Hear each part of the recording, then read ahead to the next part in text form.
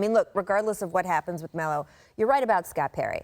I mean, he should bring some stability to the Knicks. It's a 5-year deal that they made with the former Kings VP of basketball ops. Now, he is still going to report to Steve Mills. Mills, in turn, is going to be elevated to president of basketball operations.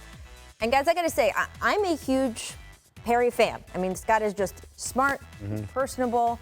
He and Mills together is significant. It's not like the NBA is littered with teams where both the president and GM are both minorities. I think Charlotte might be the only other place. But still, Perry is clearly signing on, I mean, to a relationship and a front office situation that David Griffin found unworkable, right? He decided he couldn't go into that. Right. How is Perry going to make that work? So here's the thing. As you said, happy for Scott. He's a guy, remember when Joe Dumars was here in the break, we were talking about Scott Perry? Nothing to do with anything, just talking about Scott Perry. And what a good guy. What a good guy he is and great executive he'll make one day as a guy in charge, right? And I'm happy that Scott got that. And we've had a lot of conversations, not just myself, Michael Wilbon, Mark Spears. A lot of people have written about Vinny Goodwill outside of our company. A lot of people have written about the idea that why is there a dearth of minority front office faces, let alone people in charge, just faces in general. All that's well and good, and I'm happy for Scott to get this opportunity. Having said all that, if you want to fix the Knicks, you can't tell me, let's just get one guy out of here. Everyone else who's been a part of not only this ineptitude that just happened now, but the ineptitude that preceded Phil Jackson, because it's not like they were great before then.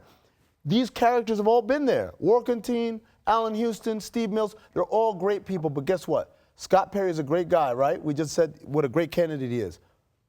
2 months ago, Scott Perry was in Orlando. He got let go. Why? Because they didn't get it done as a staff, and everybody was out. It wasn't, oh, we'll just get rid of Hennigan. Everyone else chill because you guys are fine. No, they all worked on this together. They all failed together. They all gone together. And so if the Knicks wanted to change culture and change things, even though Steve Mills is a great guy, and I work with Steve Mills in New York, even though Allen Houston is a great guy, and Allen Houston was on the team when I'm with you. I love all of these guys individually. You guys I really do. It's responsible for what they got to go. I co-sign on all of that. Steve Mills, Allen Houston, they're all really, really nice guys. Steve Mills is very intelligent. Scott Perry has a great reputation around the league. What is he going to be able to accomplish, though, when he doesn't have his own staff? He's coming in. He has to answer Steve Mills. Listen, the jury's out on Steve Mills. We got to see what kind of decision he's going to make. Because, again, the Tim Hardaway contract, you could probably say, you could put it up there. I think the jury came back. Right. Put it up there in the top 5 all-time worst moves of the Knicks. I mean, it's not going to. It's not worse than Eddie Curry. That's a lot of moves. Is that worse than Eddie Curry? I mean, is it up there with Jerome James? It could be. I mean, I think Joakim Noah is worse than that. Yeah, because at least Tim Hardaway Jr. can walk. Like Joakim Noah, they signed, but they made him do pull-ups on the jump to show the shoulder was fine. Right. No, but to your point,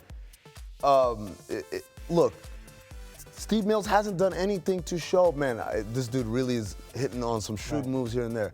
So there's nothing there for them to be like, no, Scott Perry, you have to answer to. And to your question, this is what David Griffin walked away from. The reason why is because if you are trying to get a marquee elite name for this, someone asked me the other day, why didn't Joe D take that job? Joe D won't take that job if he's got to answer to somebody else. No. David Griffin not taking that job, he got to answer to someone else. Scott Perry will because he's never been a GM before. Right. And so this is a step up for him.